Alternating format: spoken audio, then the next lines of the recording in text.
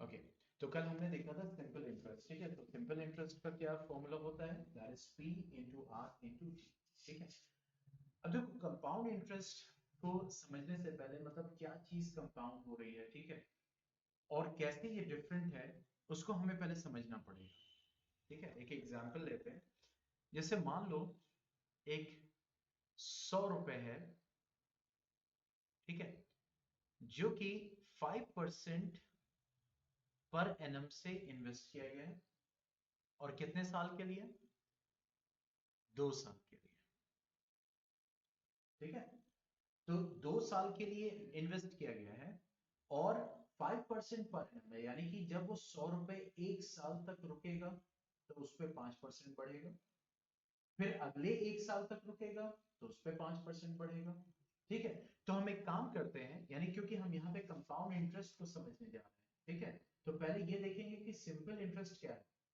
तो कल हमने कैलकुलेट किया था कि सिंपल इंटरेस्ट अगर हमें कैलकुलेट करना है तो हम डायरेक्टली क्या लिख दें, P into R into T upon 100। तो ये हो जाएगा 100 इंटू 5 इंटू 2 अपॉन 100, यानी कि 10 रुपए जो है वो 2 साल बाद उस 100 रुपए पे बढ़ेगा, इंटरेस्ट लगेगा। तो 2 साल बाद अमाउंट कितना मिलेगा, P plus S I, that means 100 रुपए प्लस 10 रुपए, कितना हो गया, 110 रुपए। ये तो फॉर्मूले से हमने कैलकुलेट किया, ठीक है। लेकिन सिंपल इंटरेस्ट कैसे काम कर रहा है, तो इसको समझने के लिए हम देखो 2 साल के लिए ना, क्योंकि रेट यानी कि कब बढ़ेगा, पर एनम का मतलब एक एक साल पे बढ़ेगा। मान लो तुमने 5 साल के लिए 100 रुपए निकाल दिए, तो 5 साल बाद आपको अमाउंट मिलेगा, लेकिन इंटरेस्ट कितने कितने साल पे, बताओ। यानी यहाँ पे लिखा हुआ है पर एनम, तो कितने कितने साल पे इंटरेस्ट लगेगा। 5 साल के लिए अगर इन्वेस्ट किया है और पर एनम रेट है, तो पर एनम का मतलब साल में 5% बढ़ेगा, ठीक है। तो 5 साल के लिए अगर लगाया तो हर साल क्या बढ़ेगा, 5, ठीक है। तो हम इसको 2 साल में डिस्ट्रीब्यूट कर ले रहे हैं, यानी 2 साल के लिए है, तो एक फर्स्ट ईयर हो गया, पॉइंट समझ में, और एक क्या हो गया, सेकेंड ईयर, यही होगा, ठीक है। तो अब देखो फर्स्ट ईयर के लिए अगर हमने कैलकुलेट किया, तो सिंपल इंटरेस्ट कैलकुलेट करने के लिए हमें क्या चाहिए, P into R into T by 100। अब फर्स्ट ईयर के लिए जो है प्रिंसिपल कितना हो गया, 100 रुपए, रेट कितना हो गया, 5%, और टाइम कितना हो गया, 1 साल रह गया ना, ये 1 साल रह गया, क्योंकि 2 साल को हमने एक एक साल में बांट, ठीक है। तो अब 1 साल बाद कितना इंटरेस्ट मिलेगा हमें, 5 रुपए, ठीक है। अब दूसरे साल पे इंटरेस्ट कितना मिलेगा, तो सिंपल इंटरेस्ट क्या हो गया, P into R into T by 100। तो देखो प्रिंसिपल फिर हम कितना रखेंगे इसमें, 100 रुपए इंटू 5 इंटू 1 अपॉन 100। ये जो हमने एक बार में 2 साल का कैलकुलेट किया था वही हम अलग अलग कर रहे हैं।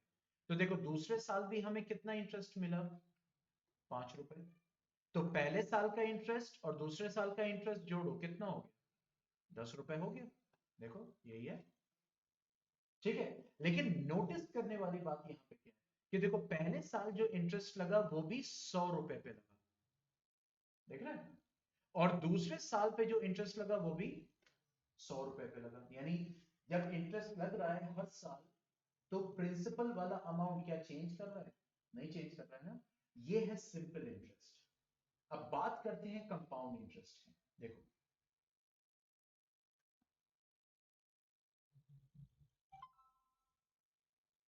और इसको एग्जाम्पल से ही समझेंगे, ठीक है। कंपाउंड इंटरेस्ट, जैसे 100 रुपए लगाए गए,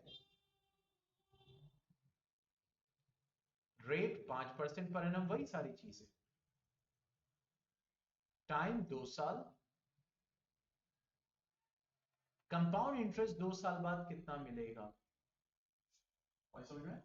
तो अब 2 साल है, तो अब हमने डिस्ट्रीब्यूट किया, फर्स्ट ईयर और सेकेंड ईयर, फर्स्ट ईयर और ये हो जाएगा सेकेंड ईयर, ठीक है।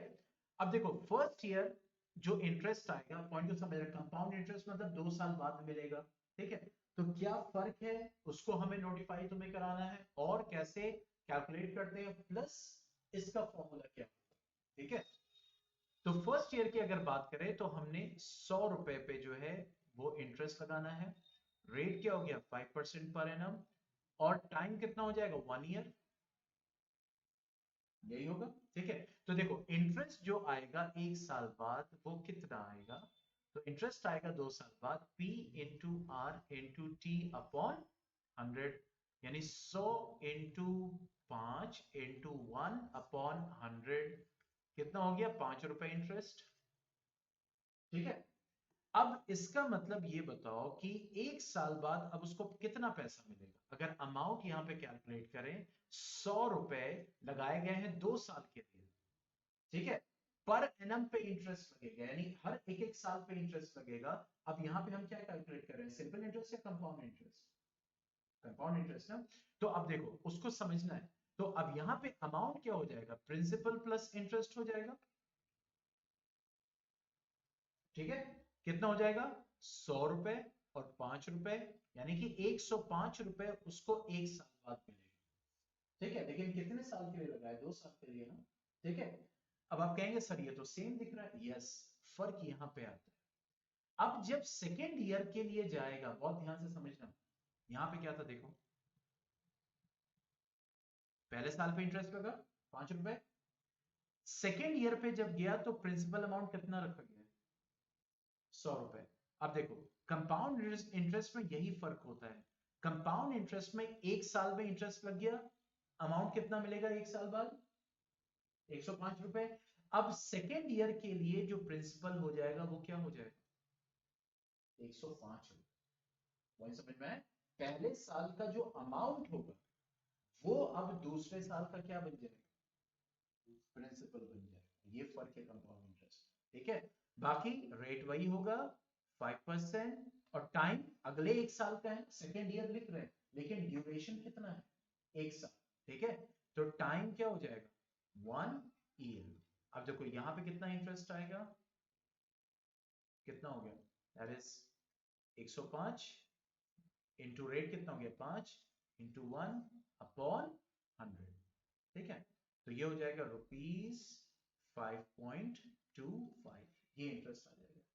ठीक है, तो अब कंपाउंड इंटरेस्ट दोनों साल का कितना हो जाएगा 5 रुपए और 5 रुपए 25 पैसे, कितना हो गया देखा। तो वही 100 रुपए 5% पर एनम के रेट पे 2 साल के लिए जब लग रहे थे, तो सिंपल इंटरेस्ट कितना आया था 10 रुपए। वही 100 रुपए 5% पर एनम से 2 साल के लिए जब लगे, तो कंपाउंड इंटरेस्ट अगर लगा उसके ऊपर, तो कितना इंटरेस्ट बना 10 रुपए 25 पैसे। बात समझ में आ गया। तो कंपाउंड इंटरेस्ट में क्या फर्क होता है, मान लो ये 3 साल के लिए होता, यानी 3 साल के लिए लगाया जाता, तो यहां पे हम क्या करते कि जो दूसरे साल का अमाउंट होता, ठीक है, देखो दूसरे साल का कितना अमाउंट बनता सीएल, तो अब यहां पे आता अमाउंट रुपीस, तो प्रिंसिपल कितना है दूसरे साल का 105, और इंटरेस्ट कितना लगा 5.25, तो देखो दूसरे साल का अमाउंट कितना बन गया 110 रुपए 25 पैसे। तो अगर ये 3 साल के लिए होता तो तीसरे साल का प्रिंसिपल कितना बनता, ये बनता। अब समझ में आया? यानी ये वाला अमाउंट अगले साल के लिए क्या बन जाएगा, प्रिंसिपल बन जाएगा। ठीक है, इसको कैलकुलेट करके भी मैं दिखा देता हूं। देखो, तो यहाँ पे अब हम तीसरे साल के, मान लो तीसरे साल के लिए, थर्ड ईयर, तीसरा साल चल गया, तो अब यहाँ पे प्रिंसिपल क्या हो जाएगा ₹110.25। रेट क्या रहेगा, वही 5% पर एनम, टाइम 1 ईयर, क्योंकि हमने वो 3 साल एक एक साल में बांट दिए। ठीक है, अभी हम एक जनरल मेथड से कर, तो अब यहाँ पे कितना इंटरेस्ट आ जाएगा, ये हो जाएगा ₹110.25 इंटू 5 इंटू 1/100, तो ये आ जाएगा रुपीज, ठीक है, इतना इंटरेस्ट बनेगा ₹5.51 तकरीबन। ठीक है, तो तीसरे साल बाद अमाउंट कितना बनेगा, तो देखो ये हो जाएगा ₹110.25 प्लस 5 रुपए 51 पैसे, तो ये हो जाएगा आपका 15 6। पॉइंट समझ में? लेकिन वही सिंपल इंटरेस्ट लगता तो हर साल प्रिंसिपल क्या रहता 100 रुपए। लेकिन कंपाउंड इंटरेस्ट लगा है तो पहले मान लो 3 साल के लिए लगा, तो पहले साल का अमाउंट दूसरे का क्या बन जाएगा प्रिंसिपल, दूसरे साल का अमाउंट तीसरे का क्या बन जाएगा प्रिंसिपल। तो इस तरीके से वो बढ़ता है। पॉइंट समझ में? ठीक है, तो ये फर्क है कंपाउंड इंटरेस्ट में और सिंपल इंटरेस्ट में। ये लिखना है, लिख लो एग्जाम्पल के तौर पे।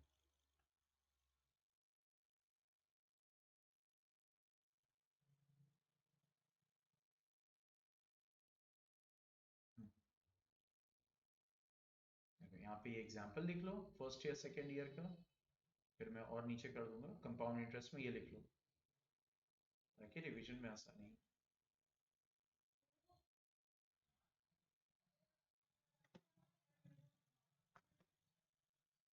फिर अभी बताएंगे फॉर्मूला।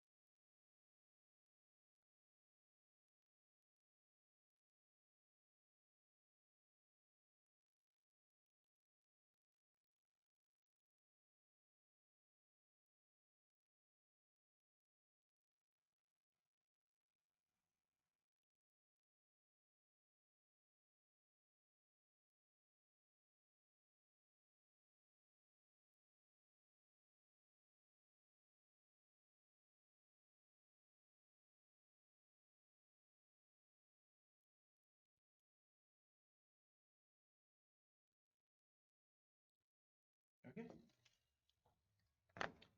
ठीक है। अब देखो फॉर्मूला क्या है, how to calculate it by formula.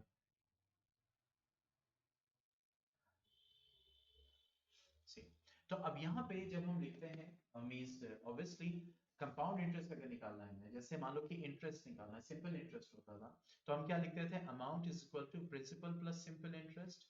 मतलब सिंपल इंटरेस्ट अगर निकालना है तो हम क्या करें, अमाउंट में से क्या माइनस कर दें, प्रिंसिपल। यानी मान लो 105 रुपए बना 100 रुपए पे, तो 105 में से 100 रुपए माइनस किया तो देखो आ गया ना 5 रुपए सिंपल इंटरेस्ट।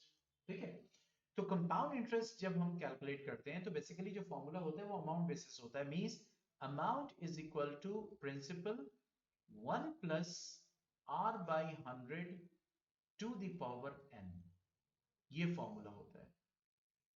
ठीक है, और उसके बाद कंपाउंड इंटरेस्ट की अगर हम बात करें तो कंपाउंड इंटरेस्ट क्या हो जाएगा, अमाउंट माइनस प्रिंसिपल।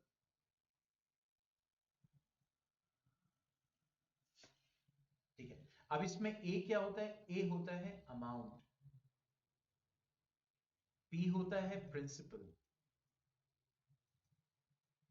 ठीक है, आर क्या होता है रेट, और एन क्या होता है टाइम इन ईयर्स।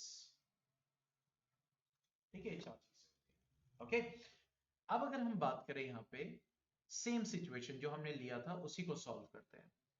तो देखो प्रिंसिपल कितना था 100 रुपए, ठीक है, 1 प्लस रेट क्या था 5% अपॉन 100, कितने साल के लिए कंपाउंड इंटरेस्ट निकालना था, 2 साल के लिए। ठीक है, अब देखो अमाउंट क्या हो जाएगा, यानी अमाउंट मतलब 2 साल बाद कितना अमाउंट मिलेगा, अमाउंट निकलने के बाद फिर हम कंपाउंड इंटरेस्ट निकालते हैं। ठीक है, तो 100 रुपए और ये हो जाएगा 5 1 5 5 20, that is 1 plus 1 upon 20 to the power 2। तो अमाउंट क्या हो जाएगा, दैट विल बी 100 इनटू अब एलसीएम जब लोगे तो 21 से 20 हो जाएगा प्लस 1 तो क्या हो जाएगा 21/20 का होल स्क्वायर। तो ये हो जाएगा amount is equal to 100 into 21/20 into 21/20 यही हो जाएगा। तो देखो 0 0 कैंसिल 0 0 कैंसिल तो ये हो जाएगा तुम्हारा 10.5 दैट इज 10.5। देखो अमाउंट फिर 2 साल बाद कितना मिलने वाला है जल्दी से मल्टीप्लाई करो 10.5 इंटू 10.5 10.5 इंटू 10.5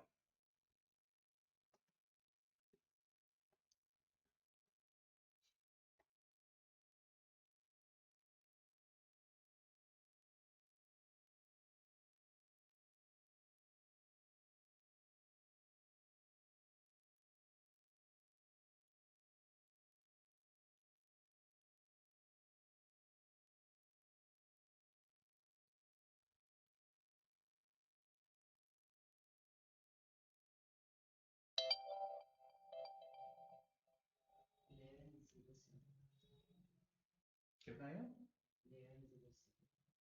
नहीं 11075 तो आया लेकिन डेसिमल कहाँ लगेगा 7.5 या 0.75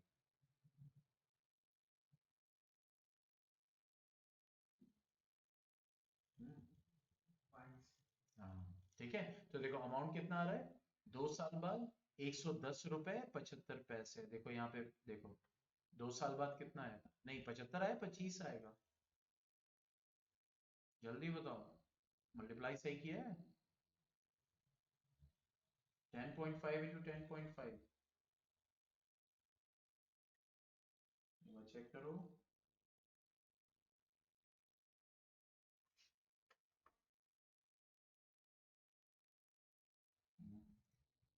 25 होगा 110 रुपए 25 पैसे।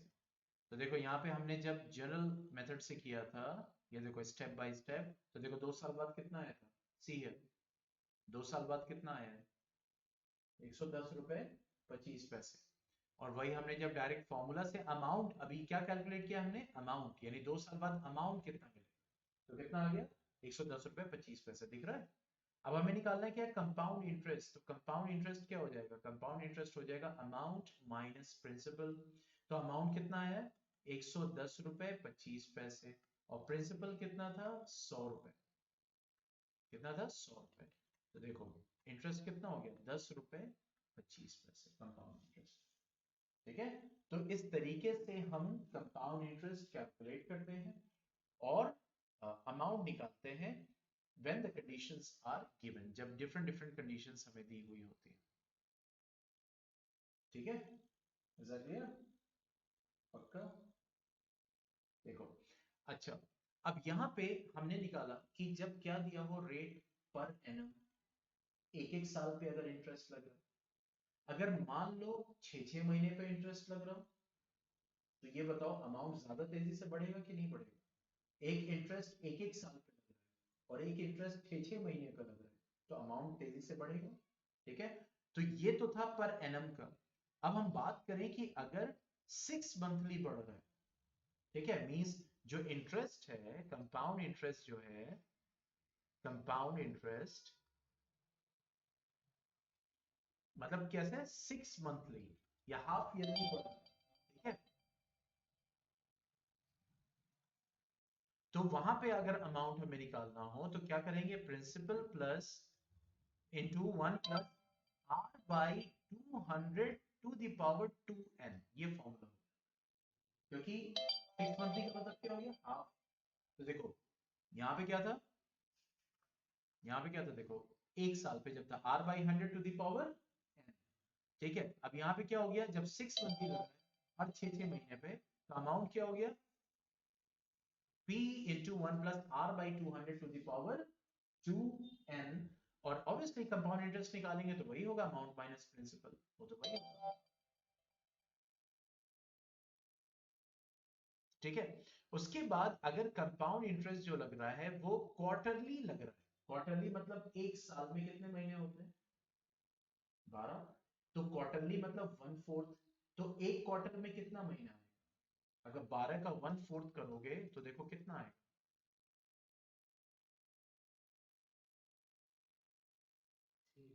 3 आएगा। तो इसका मतलब एक क्वार्टर में कितने आते हैं, साल की अगर हम बात करें, एक क्वार्टर में कितने महीने आते हैं? 3 मंथ्स। यही तो मतलब हुआ ना, क्वार्टर मतलब होता है 4। तो जब 12 महीने को 4 में डिवाइड कर देगा तो एक एक क्वार्टर में कितना महीना है? 3 3 महीना। तो ये कह रहा है अगर कंपाउंड इंटरेस्ट 6 6 महीने पे नहीं, अब कितने पे लग रहा हो? 3 3 महीने पे, मतलब जिसको हम बोलते हैं क्वार्टरली। पॉइंट समझ में? तो वहां पे जब अमाउंट निकालेंगे तो देखो कैसे निकालेंगे, amount will be equal to P into 1 + r/400 to the power 4n, क्योंकि क्वार्टरली का मतलब साल को हमने 4 पार्ट में डिवाइड कर दिया, ठीक है। और वैसे ही कंपाउंड इंटरेस्ट जब हो जाएगा तो कैसा होगा, अमाउंट माइनस प्रिंसिपल, ठीक है। तो ये हम कैलकुलेट करते हैं कंपाउंड इंटरेस्ट इस तरीके से। सब लिख लिया? कोई डाउट इसमें? अब देखो यहां पे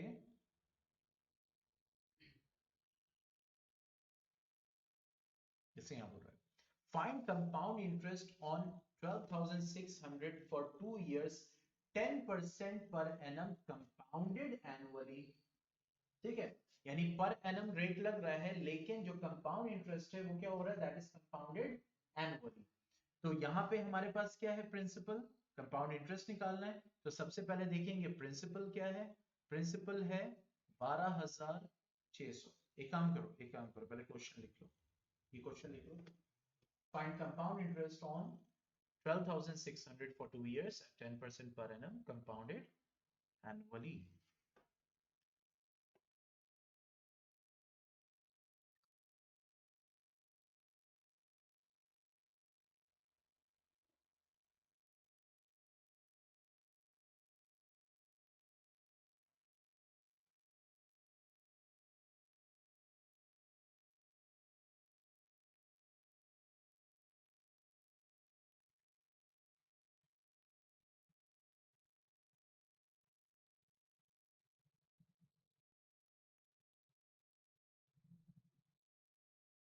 ओके, अब देखो नीचे क्या लिखा हुआ है, देखो the time period after which the interest is added each time to form a new principal. जैसे हमने बताया था ना कि कंपाउंड इंटरेस्ट में क्या होता है, पहले साल का प्रिंसिपल, फिर अमाउंट, फिर दूसरे साल का प्रिंसिपल क्या बन जाता है, पहले साल का अमाउंट, होता है ना।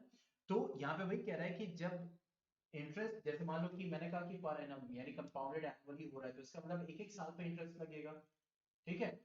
तो यहाँ पे वही चीज है कि एक साल पे इंटरेस्ट लगा, फिर उसके बाद नया प्रिंसिपल क्या बन जाएगा, अमाउंट जो होगा पिछले साल। तो वो जो पीरियड होता है, जितनी देर में वो हो रहा है, जैसे 6 महीने पे हो रहा है, 3 महीने पे हो रहा है, एक साल पे हो रहा है, तो वो क्या कहलाता है, कन्वर्जन पीरियड। क्या कहलाता है, कन्वर्जन पीरियड। तो मान लो 6 6 महीने पे हो रहा है कंपाउंडेड हाफ ईयरली, ठीक है, तो वो क्या हो जाएगा, कन्वर्जन पीरियड कितने हो, 2 हो जाएंगे। अगर कंपाउंडेड क्वार्टरली बोल, ठीक है, तो कन्वर्जन पीरियड कितने हो जाएंगे, 4। 4, 3 3 3 और 3, ठीक है। चलो हम उसी क्वेश्चन को करते हैं। तो यहाँ पे कह रहा है कि 12,600 जो है वो क्या है, प्रिंसिपल है। क्या रेट है, रेट जो है वो क्या है, 10% पर एनम कंपाउंडेड एनुअली, ठीक है, 10% पर एनम कंपाउंडेड एनुअली, ठीक है। और कह रहा है कितने साल के लिए, 2 साल के लिए। तो हमें क्या निकालना है, कंपाउंड इंटरेस्ट। तो कंपाउंड इंटरेस्ट निकालने के लिए सबसे पहले भाई अमाउंट निकालेंगे। तो अब क्या हो जाएगा, now amount will be equal to P into 1 plus R by 100। क्यों 100, ये वाला फॉर्मूला क्यों यूज किया, क्योंकि यहाँ पे क्या है, एनुअली, ठीक है, टू द पावर n। ठंडक रही है नहीं, ठीक है। तो ये हो जाएगा 12,600 इंटू 1 प्लस R, कितना दिया हुआ है, 10/100 टू द पावर 2,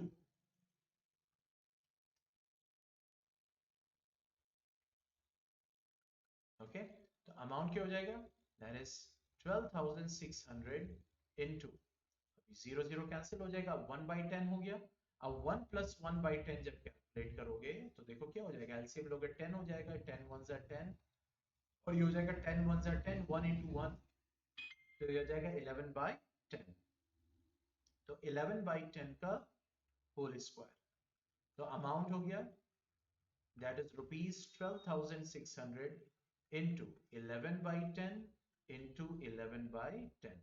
देखो 0 0 और 0 0 कैंसिल, अब मल्टीप्लाई करके बताओ कितना होगा, 126 into 11 into 11, 11 into 11 121 होता है और 126, अब दोनों कैलकुलेट करो, देखो कितना अमाउंट बन रहा है कंपाउंड इंटरेस्ट लगने के बाद।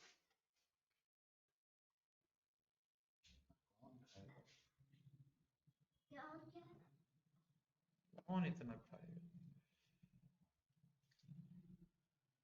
हम्म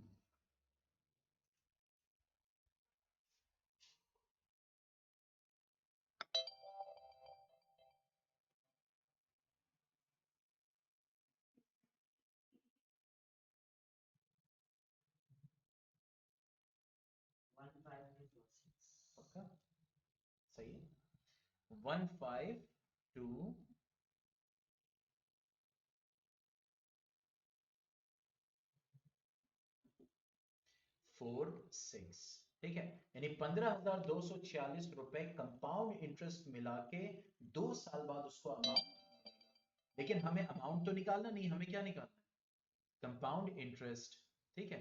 तो अब लिखेंगे therefore compound interest will be equal to amount minus principal. तो अमाउंट कितना मिलेगा, दैट इज 15,246 और इंटरेस्ट सॉरी प्रिंसिपल क्या हो जाएगा 12,600, ठीक है। तो ये हो जाएगा 46,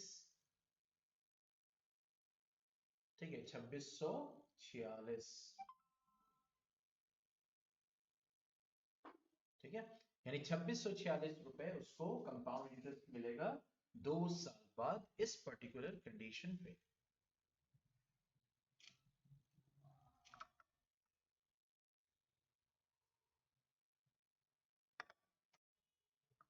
ओके,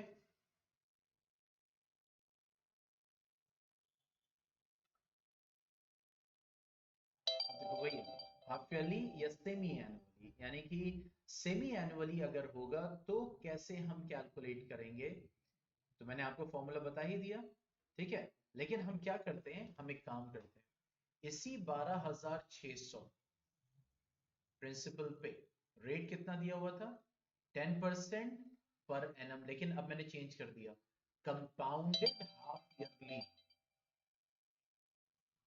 यानी अब एक एक साल पे नहीं, 6 6 महीने पे कंपाउंड करेगा, ठीक है। और टाइम वही, एन की वैल्यू कितनी होगी 2 इयर्स, तो देखो कितना अमाउंट मिलेगा, उसमें 15,000 कितना मिला था पहले वाले में अमाउंट, 1,246 रुपए। अब देखते हैं तब कब था जब एक एक साल पे इंटरेस्ट लग रहा था, अब हमने क्या किया, कंपाउंडेड हाफ ईयरली, या फिर हाफ ईयरली की जगह सेमी एनुअली भी लिखा होता है, सेमी एनुअली, दोनों एक ही चीज है। तो अब देखो सबसे पहले हम अमाउंट निकालेंगे, अमाउंट क्या हो जाएगा 1 + r/, अब कौन सा फॉर्मूला यूज करेंगे,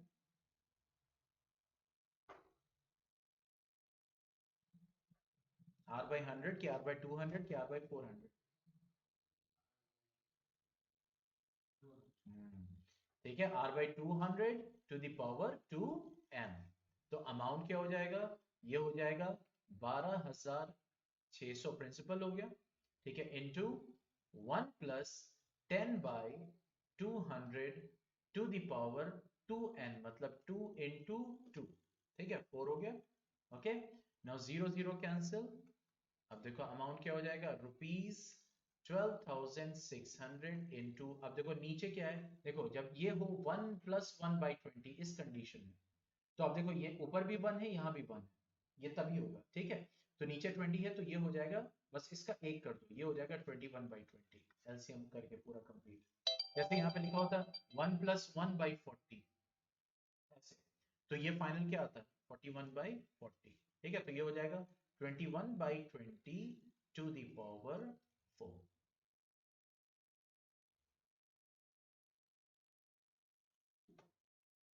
ठीक है, तो ये हो जाएगा A, that is 12,600 into 21/20 into 21/20 into 21/20 into 21/20। तो देखो ये तो 0 0 कैंसिल हो गया, चलो ये कैंसिल हो गया, ये आ जाएगा 10.5, ये आ जाएगा 10.5, और ये आ जाएगा तुम्हारा, अगर 20 से डिवाइड करोगे तो ये आ जाएगा 1.05, और ये आ जाएगा 1.05। चलो अब मल्टीप्लाई करो, 10 यानी जो 126 इंटू 10.5 इंटू 10.5, ये तो लास्ट वाले में किया था, कितना आया था देखो, 15,246। अब यहाँ पे मल्टीप्लाई करना है, उसी में अब मल्टीप्लाई करो 1.05, फिर जो आंसर आया उसमें मल्टीप्लाई करो 1.0।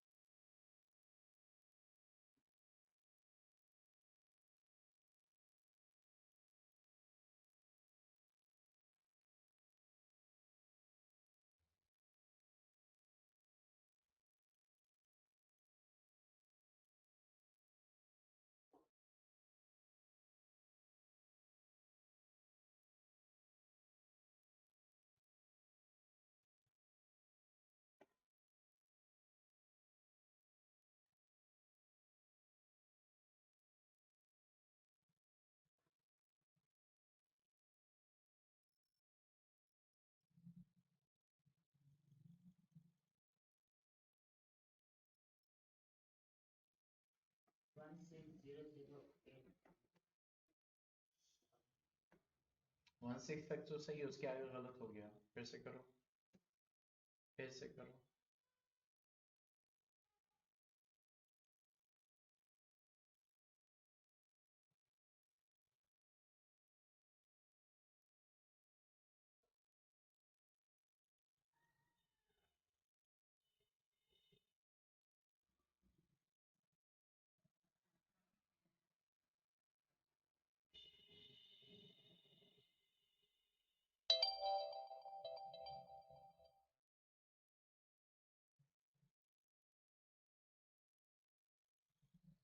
कितना, 16808 आएगा,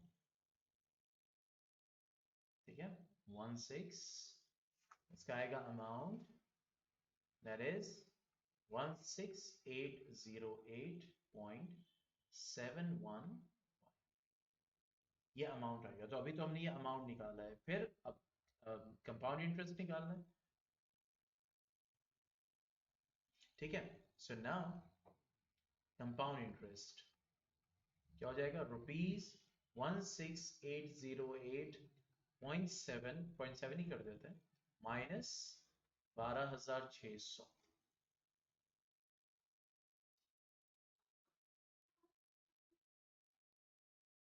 16808.7 माइनस, ठीक है, 4,208 पैसे, ठीक है। तो देखो अगर 6 6 महीने पे लग रहा है तो देखो कितना इंटरेस्ट बढ़ गया, 2600 रुपए तब मिला जब एक एक साल पे लग रहा था, अब 6 6 महीने पे लग रहा है तो देखो कितना मिल गया, 4208 रुपए 70 पैसे इंटरेस्ट बढ़ गया, ठीक है। तो वही चीज है कि it depends on your calculation.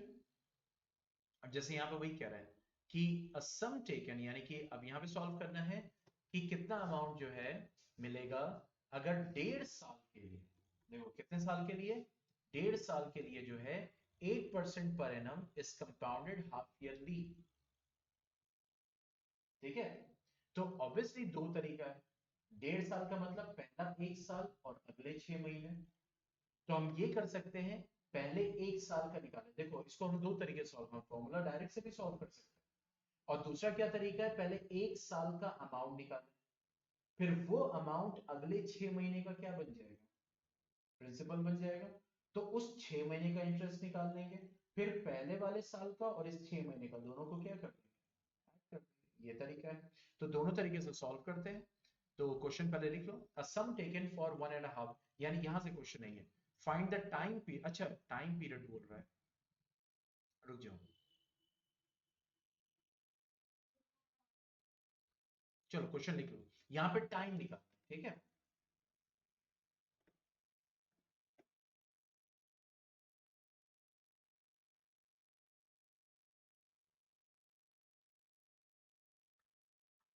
अच्छा ये तो वैसे ही है। टाइम पीरियड कितना हो गया, 1.5 साल, रेट क्या हो गया, 8% per annum, no no no no, time period ही तो निकालना है यहाँ पे। कितना हो गया, 1.5 साल हो गया, रेट क्या हो गया, 8%, नो नो, ये क्वेश्चन लिखो। कोई example, this one, what amount is to be repaid, it is a very simple thing.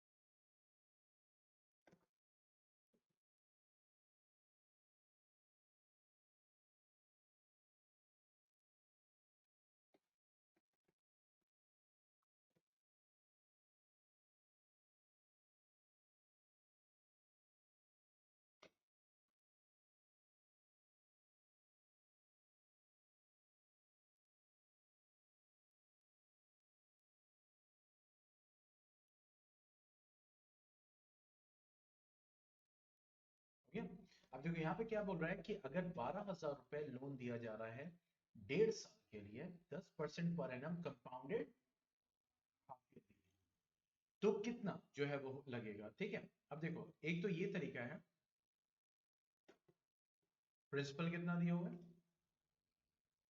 12,000 रुपए 1.5 साल के लिए, और 10% कंपाउंडेड हाफ, ठीक है। तो प्रिंसिपल हमारा दिया हुआ है, दैट इज ₹12,000, ठीक है। रेट कितना दिया हुआ है, 10% per annum compounded half yearly, 10% per annum compounded half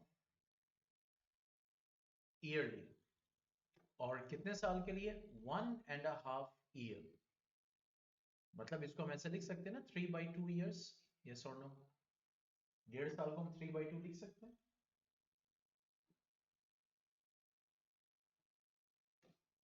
mix fraction है, 1/2, तो 2 1 2 +1 3, 3/2 हो जाएगा ये, ठीक है। तो 3/2 ईयर्स के लिए लिख सकते हैं।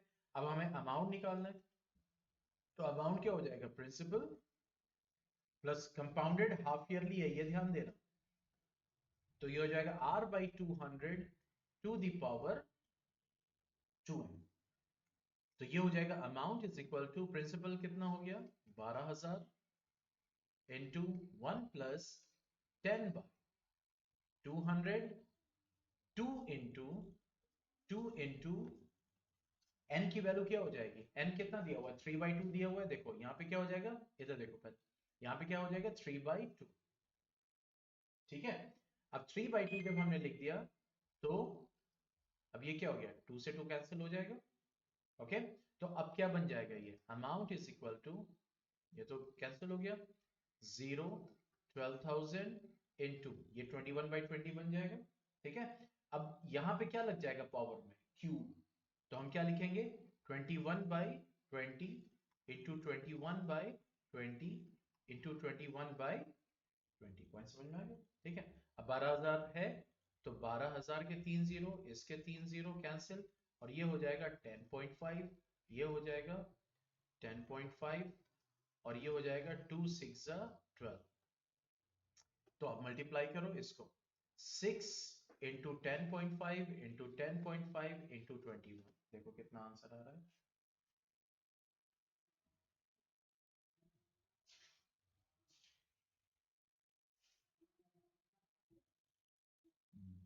बताओ कितना आंसर आ रहा है।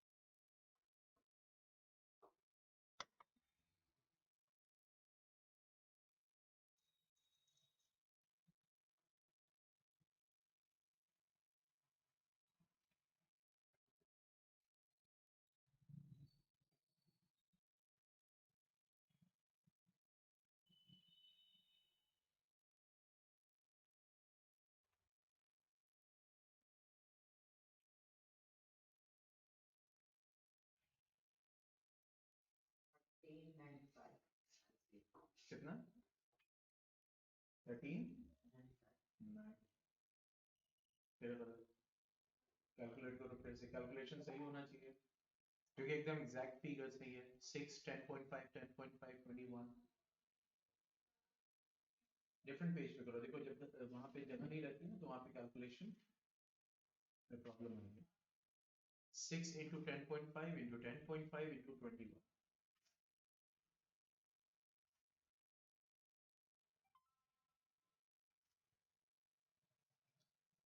हमेशा जब भी फ्रेश कैलकुलेशन किया जाता है तो कभी पीछे से कॉपी नहीं किया जाता, पता है? क्योंकि हो सकता है जो आपने पहला स्टेप लिया हो वही गलत हो। अब क्या करोगे? चलो देखो कैलकुलेट करो।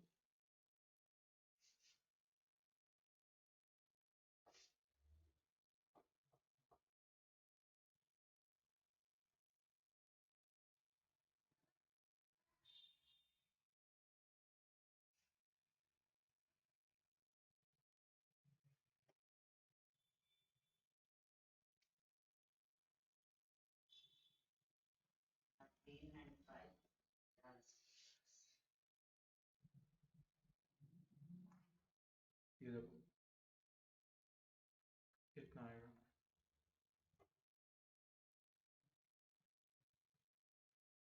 जो पीछे से कॉपी किया उसको मत करो, फिर से करो एक बार, देखो आंसर सही आना चाहिए। देखो पहले क्या करो, 6 इंटू 21 कर लो, कितना आ जाएगा 126। ठीक है, अब उसमें 10.5 मल्टीप्लाई करो, देखो कितना आ रहा है।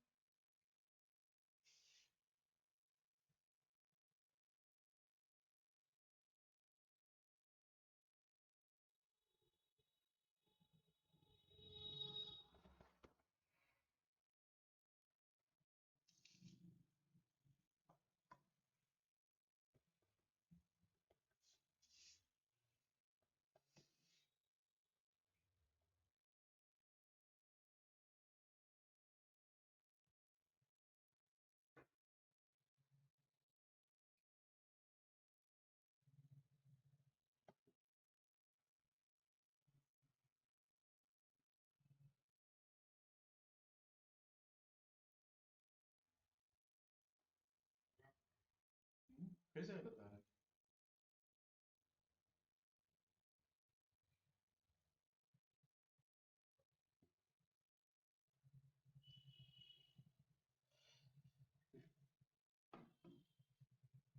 तो इधर देखो तुम क्या कर रहे हो, देखो पहले मैं पकड़ू ना गलती क्या कर रहे हो।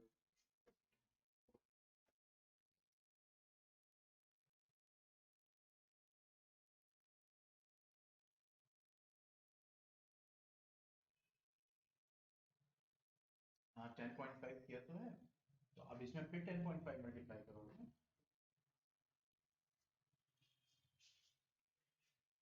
10.5 दो बार है ना, लेकिन उसको जब मल्टीप्लाई करोगे तो पहले उसमें लगाओ डेसिमल, डेसिमल लगाओ पहले। हाँ, उसमें 10.5 फिर से मल्टीप्लाई करो। 10.5 10 10 आपने 1.05 कर दिया।